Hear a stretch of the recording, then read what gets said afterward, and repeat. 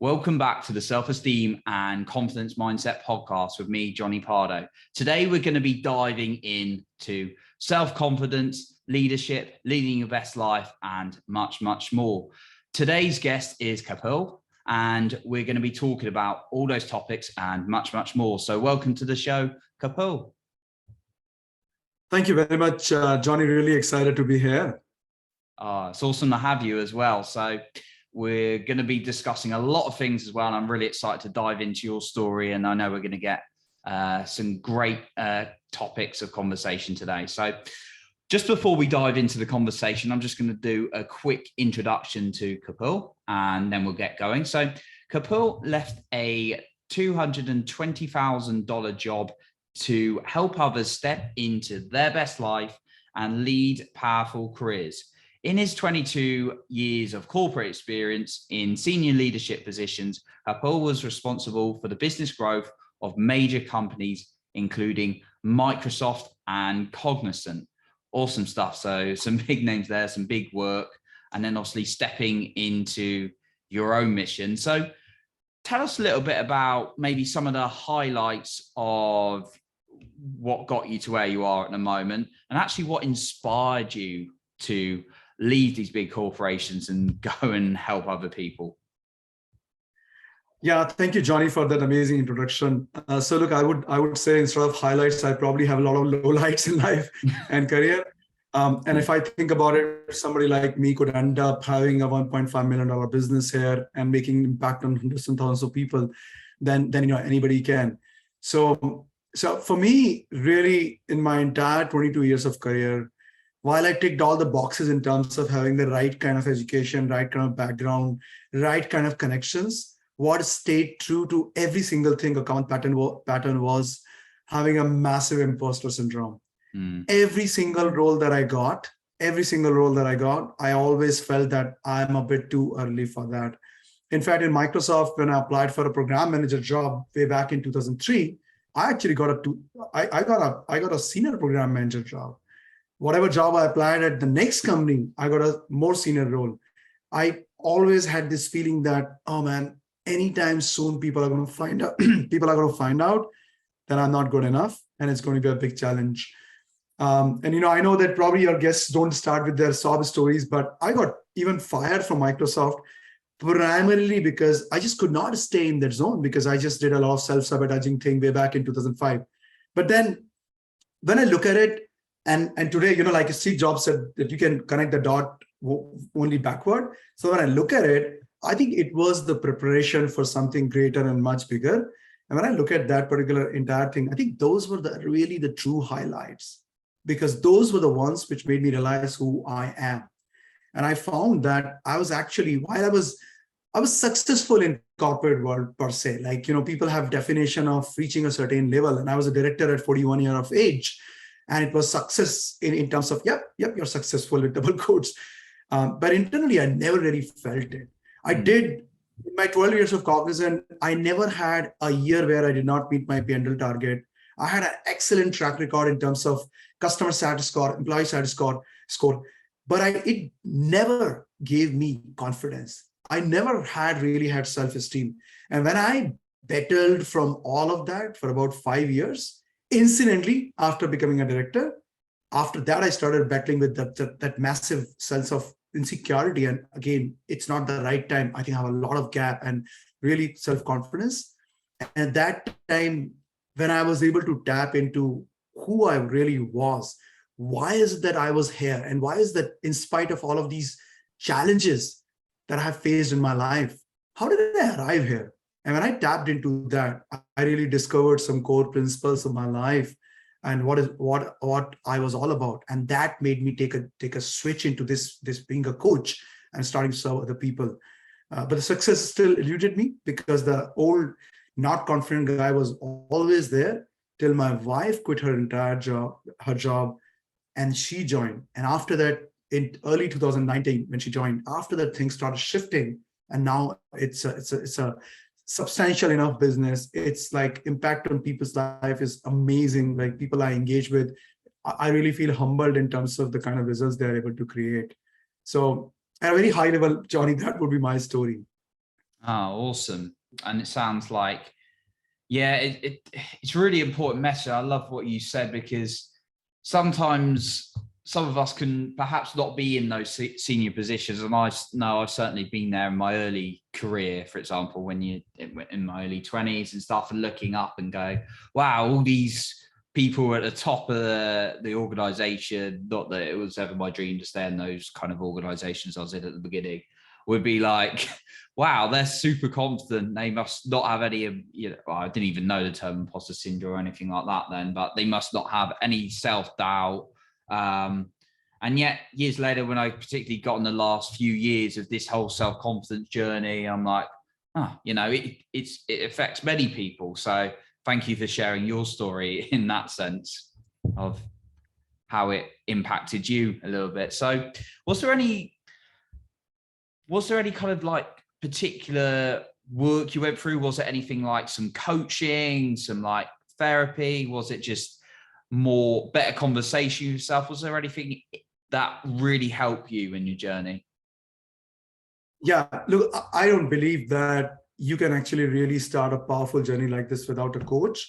I know that everybody can be an athlete, but to be an Olympian, you got to be a coach. And to be an Olympian, in my own definition, needed support.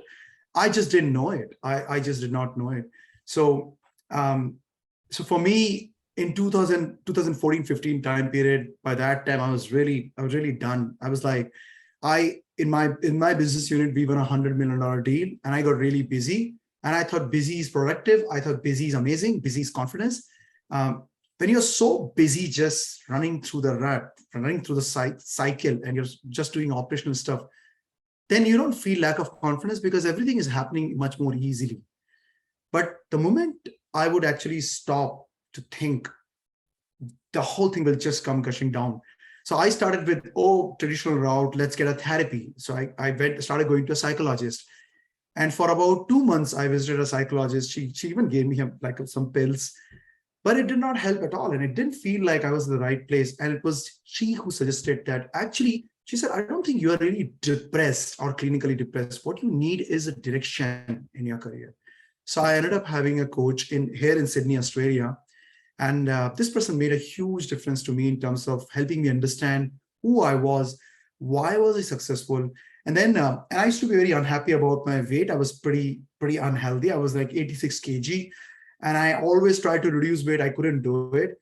So he kind of made me realize that what is the biggest thing you want in your life and career? And I was like, this is what I want. And I decided that I'm going to lose my weight. And I lost my weight 16 kg in 16 weeks. And I never looked back since then. And that gave me a lot of insight into who I was. But it was particularly, so that was, again, series of things which really helped, having a coach, losing weight. But it was actually something else which happened at workplace, which completely changed my life. It was not a bad story. It was a good story, supposedly. So, amazing thing is that when you open yourself up for one experience, every experience that happens to you, you start interpreting it very differently. So in short, my manager started talking about 2018 plan, and he had a really big role for me. And I was so frustrated by that time, because I thought I was not contributing. I was not making a difference. I was a nobody. And I asked him, Ivan, why do you keep me around, man? And he looked at me and he said, hey, because I can't think of my team without you. Like, there are 1,000 people in his team. And he said that in a Sydney Swan game, which is basically the Australian football, our NFL, he said there are people running on the ground and just covering all the distance and hitting the goal. And you are cheering them up. You're carrying the water. And when they come back to the locker room, you're the one who's basically energizing them. And for me, it was a compliment, actually. He wanted to really make me feel good, but my world came down crashing, because the definition of success in my mind was to be a leader, to be really amazing and all of it. And I thought, this is all I was, a support system. And that initiated that thing, the entire change. And a week later, I resigned. I had no plans. I had no plans to what will I do after this. And then at that time, I realized that this is what I have to do. My entire core was about people. My entire core was about numbers.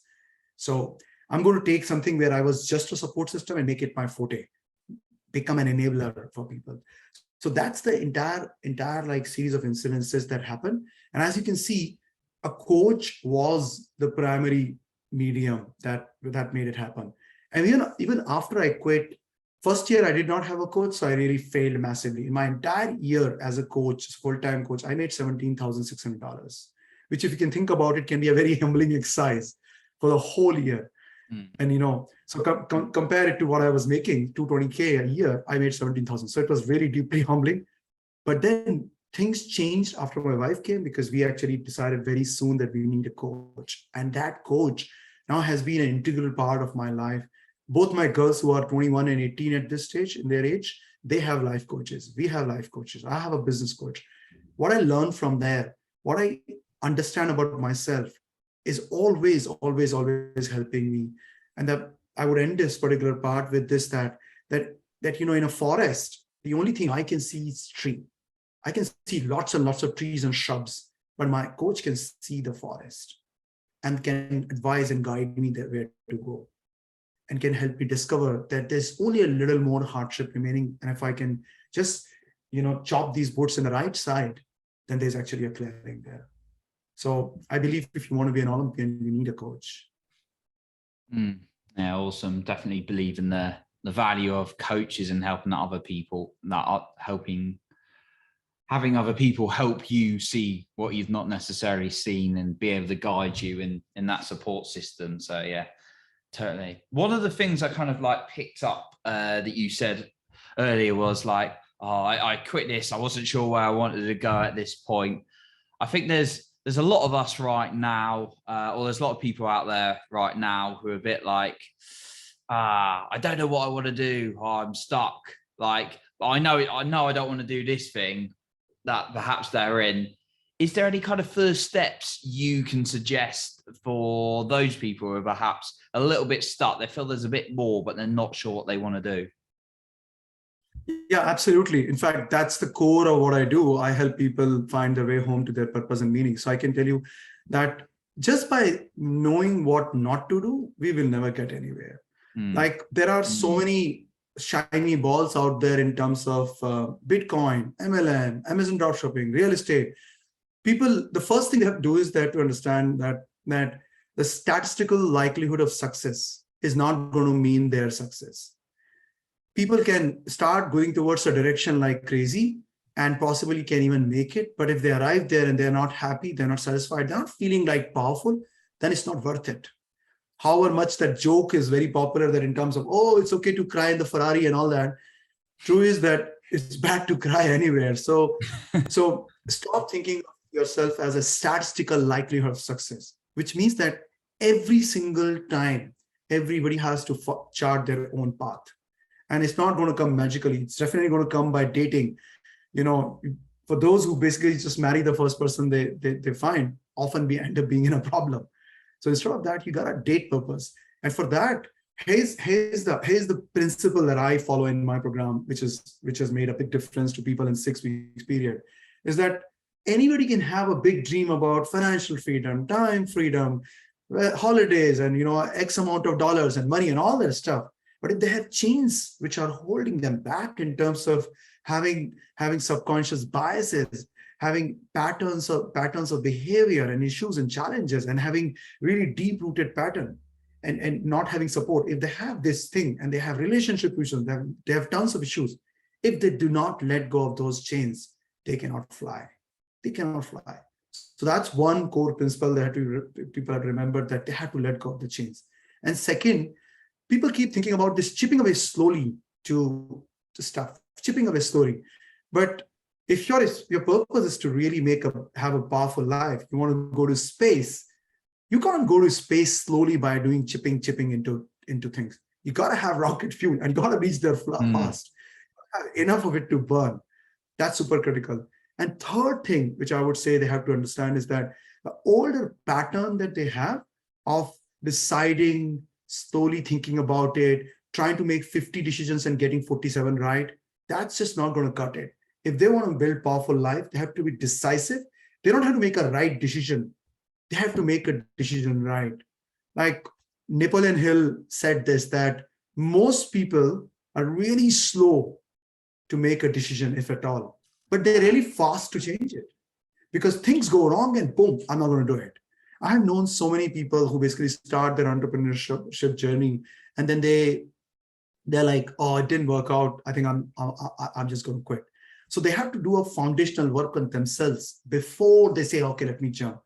That week when I quit, I still knew that there were certain things which are there fiery up inside me. And by the way, I would not recommend anybody to quit like I did. It really, really spoiled it for my family.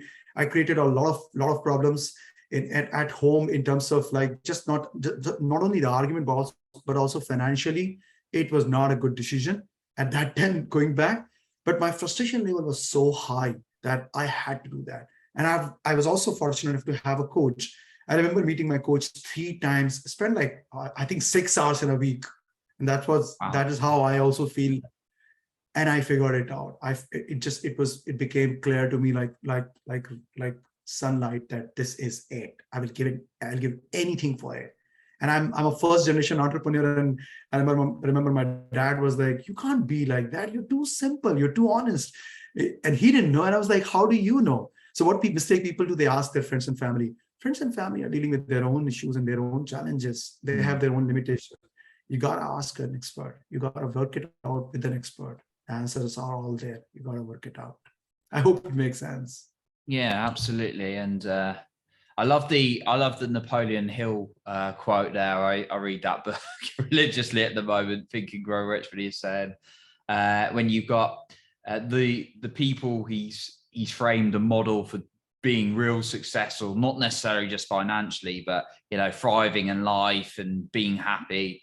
They had modeled on that book were very quick decision makers, but very slow to change them, as opposed to people who weren't, who were very slow to make them, but very quick to change them. So yeah, I'm glad you brought that one up. And it's a bit of a muscle to build sometimes, making quick decisions. But like anything, find the more practice I do on it, the more my decisions go like. And we can all be wrong, right? There's no certainty, but it's just that fear that holds us back sometimes. So love that. So you mentioned about in your stories and kind of your answers so far, you've mentioned about some people like being in certain work environments, and that one you mentioned, you didn't feel like that was aligned with who you are. You mentioned about talking to your family as well, and perhaps they didn't 100% agree. How important for you on your journey has it been to surround yourself with the right people? Obviously, they say you choose your friends, love your family. But when we're talking about peer groups, how important has it been for you, the impact of a peer group in your journey?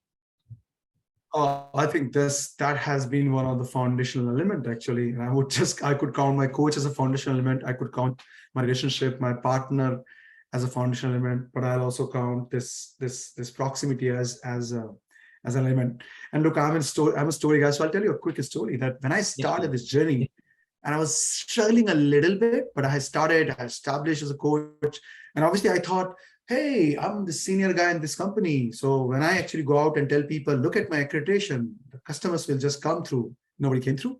I remember talking to a friend of mine who was in business, but he's a very self-satisfied kind of a person, because that's the kind of people I attracted earlier, because I thought that was a big virtue to be self-satisfied. I don't believe that any longer. I believe that people have to be able to dig deep into their dissatisfaction, and instead of suppressing it, they have to bring it out and make it a fire inside them. So anyway, I remember him making a statement that, look, you can do your bit, but it's up to a customer if they want to do stuff with you. And at that time, my gut feel was like, no, it's not up to the customer. It's up to me. It's all up to me. I have to create the relationship, but I could not articulate it at that time, obviously, but I have to have enough power inside me that they fall in love with me, that they believe me, they trust me, because now I have complete total strangers coming up and signing up with me. So I knew in my gut feel that it's up to me, but I heard him, and it created a lot of damage. That is up to them. If I'm a powerful human being, if I'm honest, if I'm authentic, and if I really relate with them, with their challenges, then they have no option but to sign up with me. I did not have that belief.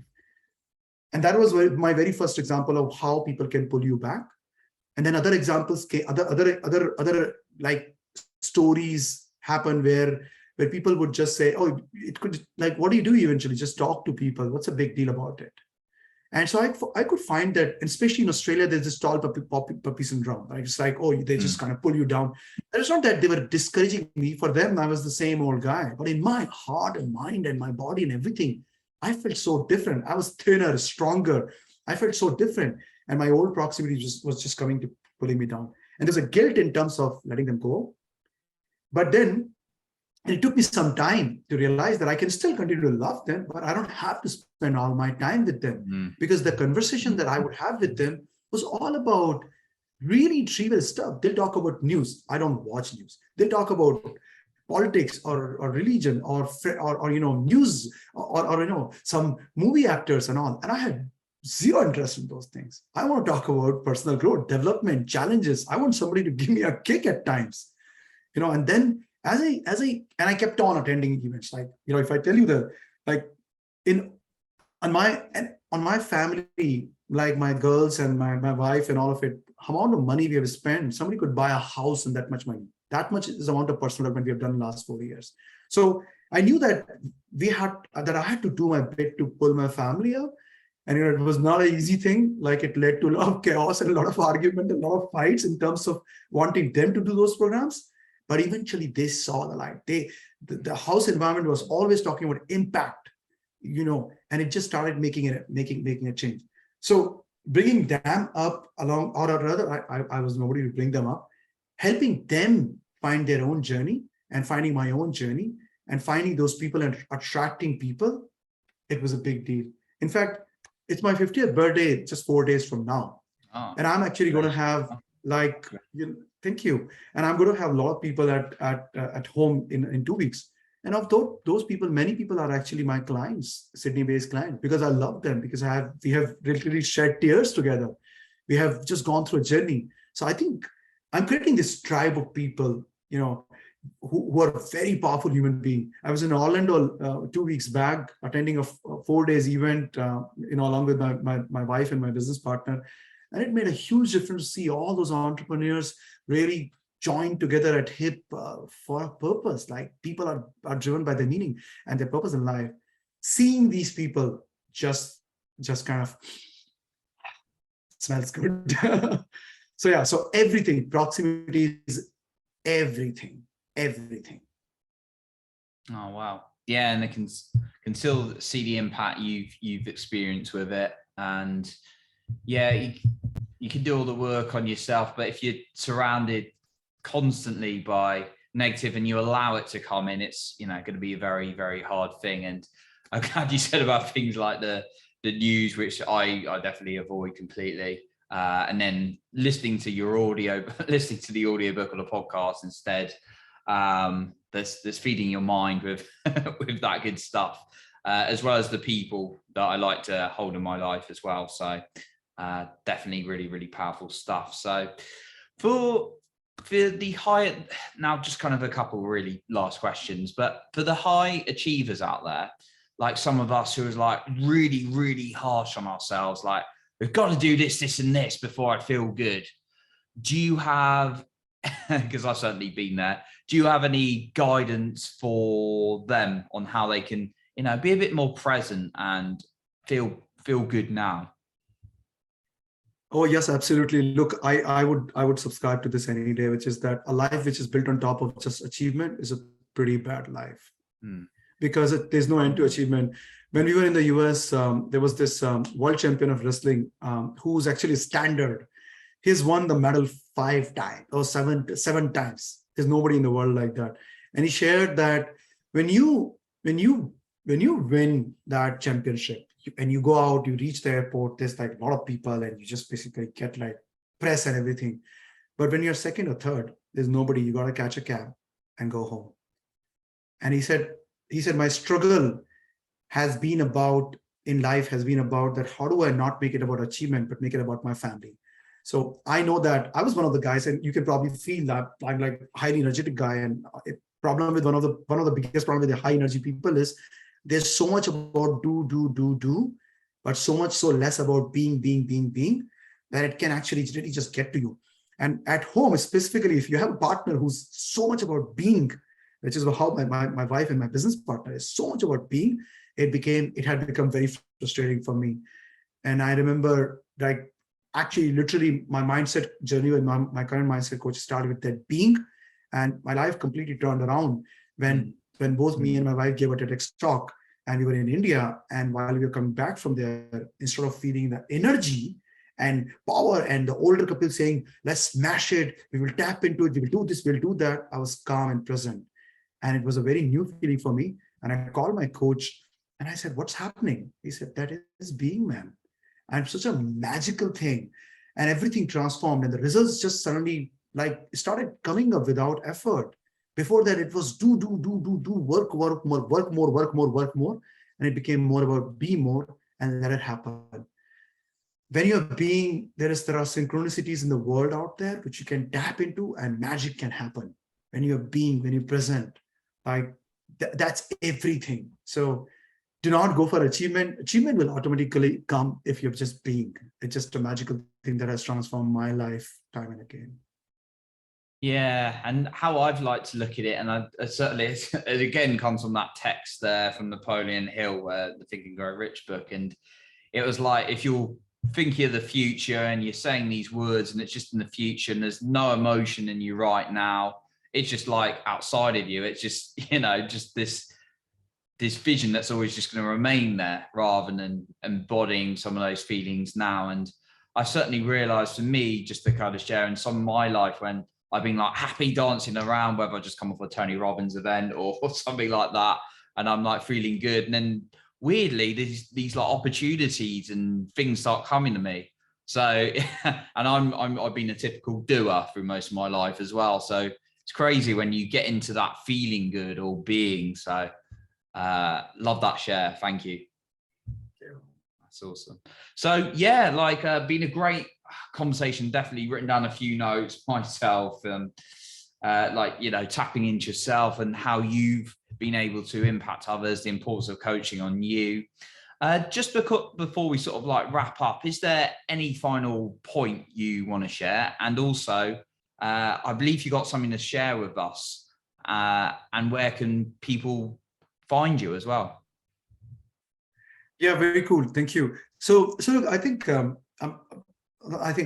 believe that this is from my book, the very first line that, and I think while it might just sound like very cliche, I really believe in it, that I believe that every single person, every single human being have got the abundance and possibilities to really play it full across all aspects of life. And we have got one life, and we gotta do whatever it takes to play it full across all aspects of life. A lot of us are living very sequential life in terms of, once I achieve this, then I will. But your health, your relationship are clearly foundational stone, but also the achievement. I completely believe it that we can have it all. There's no like, we don't have to compromise. So that would be my big message, that we all are born to be tall and tall and healthy and wealthy in mind, spirit, and body, and that's what we gotta do. So that would be my powerful message, which I believe in. And look, I've got something which is basically, which is about confidence, because, specifically, a lot of my clients would struggle through that. I struggle through that a lot of times. And any time I look at it, and now I observe myself, that when I'm trying to really up my game, confidence thing comes in. But what really helps me massively is a psychological confidence rather than a situational confidence. So I've got about one and a half hour of training, which is basically there. If people go to playitfull.com, playitfull.com/podcast special, not podcasts, but podcast special, PODCAST playitfull.com/podcast special. There's a training for them, and that would be pretty cool. That would give them a lot of value, I'm hoping. Awesome, brilliant. We'll be sure to link that one up, and thank you for that one. And I know you got you've got your book and you've got some other stuff. Is there anywhere else people can find you or your book? Yeah, LinkedIn is my platform. Okay. I'm still growing connections. I've got 20,000. Just go on.